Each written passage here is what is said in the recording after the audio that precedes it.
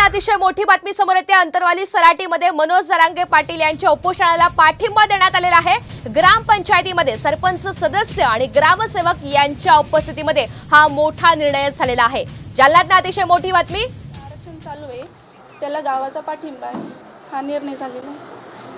किती सदस्यांनी पाठिंबा दिला आणि किती सदस्यांनी विरोध केलेला आहे? 5 सदस्यांनी विरोध केला, 5नी पाठिंबा दिला। तर समान मत पडल्यामुळे सरपंच यांनी आपलं निर्णायक मत दिलं की ह्या आंदोलन जे आहे ते चालू ठेवावं। मॅडम 5 लोकांनी विरोध दर्शवला आणि 4 लोकांनी समर्थन दिलं, असं 9 सदस्यांची बॉडी 5 झाले सर। बॉडी 10ची आहे। आता याचा अहवाल तुम्ही कोणाला देणार? हे जिल्हा परिषदला।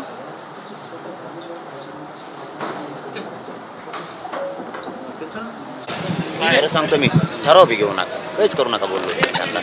मला आहे असं राहू द्या, मला गोरगरिबासाठी लढायचं आहे, परंतु गाव खरंच माना लागेल सगळ्या जाती धर्माच्या गावकऱ्यांना। ह्या 50% पाठिंबा होता विरोध आणि समर्थनाला, परंतु शेवटी सरपंचांनी आपलं निर्णायक मत वापरलं आणि त्यानुसार आता तुमच्या गावाला ग्रामपंचायतीसहित गावकऱ्यांचा पाठिंबा। नाही 50-50 नाही, असलं नाही बोलणार मी कधीच, कारण पूर्ण गावाच्या त्या बाजू खरंच माझ्याकडे आलेत सगळ्या जाती धर्माचे। मी जातीचं सुद्धा नाव घेऊ शकतो, कारण आता याच्या पुढचं सांगतो तुम्हाला मी।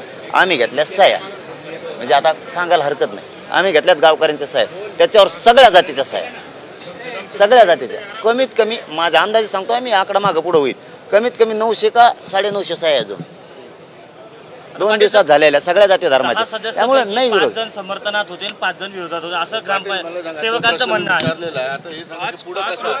5 समर्थनात आणि 5 विरोधात होते, त्याच्याबद्दल काय म्हणतो? माझं म्हणणंच नाही म्हणतो, मला काही नाही। हे बघा, एक तर क्लिअरच करतो तुम्हाला, क्लिअरच करतो। आंबड तहसीलला उदाहरणार्थ उपोषण सुरू आहे, कोणी नगर परिषदेची परवानगी घेतली मला दाखवा बरं एखादं।